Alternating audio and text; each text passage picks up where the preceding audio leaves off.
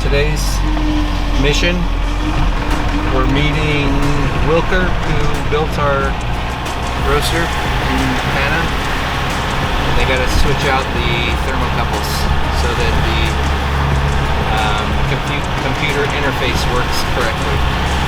So we're heading to Guatemala, work on the roasting machine for a minute, and then later this afternoon we're going to go to a cooperative, coffee processing cooperative that represents quite a few farmers in the area.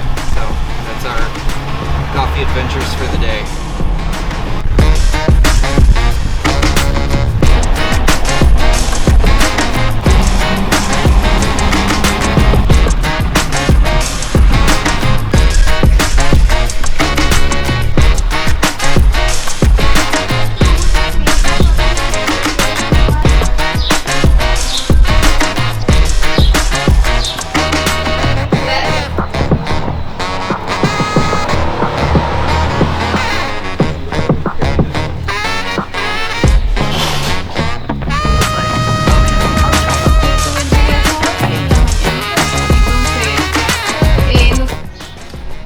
Well, in true Guatemalan fashion, the roaster builder is 2 hours late. So he's coming to change out these thermocouples so that when we hook the computer up through this USB-C, we're getting more accurate readings on the temperature. So he's got them. Hopefully it's as easy as swapping them out, but he'll have to do it while we're not here. So we're on to the next place, and hopefully at the next place everybody's on time.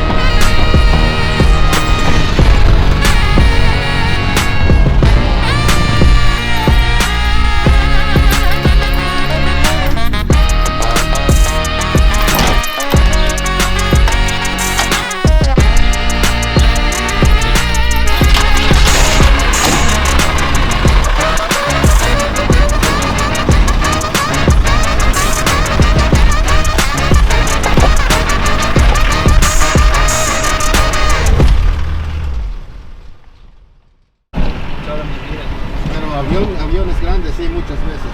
Yeah. Pero yo no, yo quisiera viajar en un...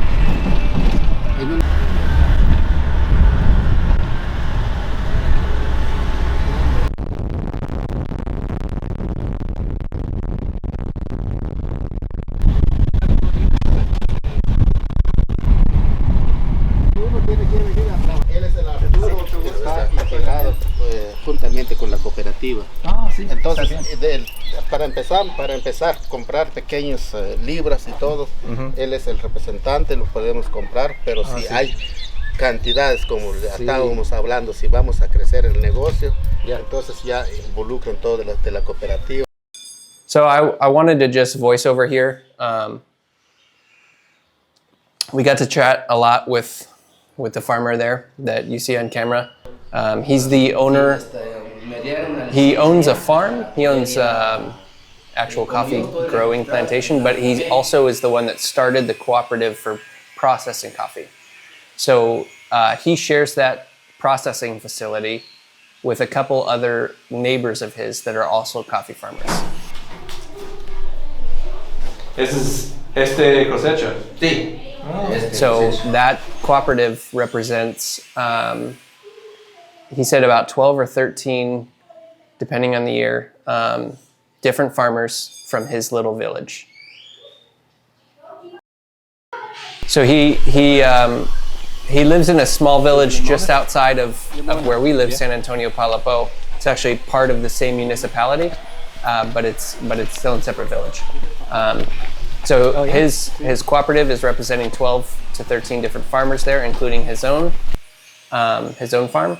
And they do, right now, they're just doing washed processed coffees. So we talked a lot about how he goes about his wash process, as well as what his plans are for the future. He's hoping to add more patio space to be able to do naturally processed coffees, the dry process where everything gets dried on those patios before it's taken out of the fruit. Oh, ¿este es el patio? Es el patio. Entonces aquí tú trabajas con otro... Aquí donde trabaja el café. Yeah. Solo que aquí está un poco porque hizo un muro aquí abajo. Y entonces, So we talked a little bit about the plans for the future for his cooperative. And then we talked about some of the awards that he's recently won with Ana Cafe. bien seleccionado, no se va verde. Ana Cafe is the Guatemalan governmental agency that kind of oversees coffee exports in general. So if anybody exports coffee out of Guatemala, it has to go through the Ana Cafe system. So he's recently received a few awards for the coffee that he's growing.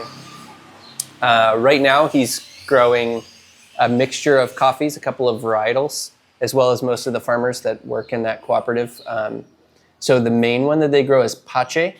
They also grow Catuai, Bourbon, and Typica.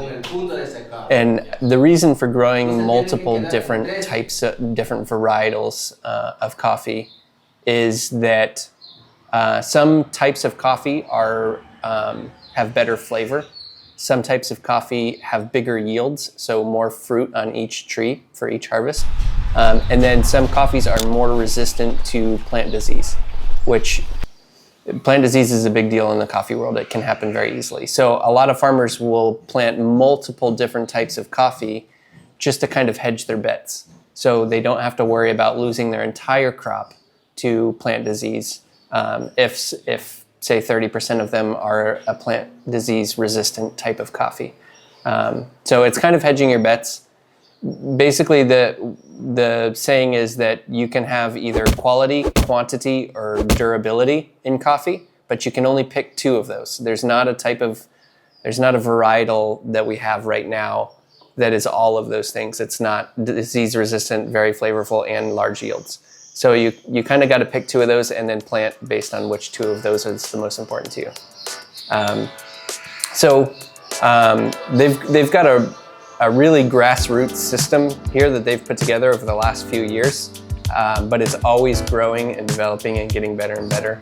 And one of the cool things about this cooperative is that it's very quality driven, whereas a lot of the cooperatives in Guatemala are just growing coffee for the commodities market. Just how much coffee can you get? You're going to get paid per pound. It's going to be a standard price, but quality doesn't really play into the factors at all.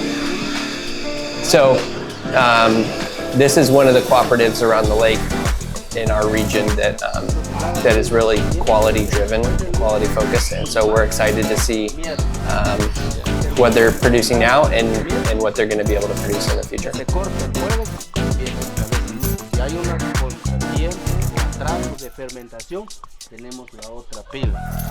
Vuelva a tender otra vez el café. No quiero yo que el café jalo.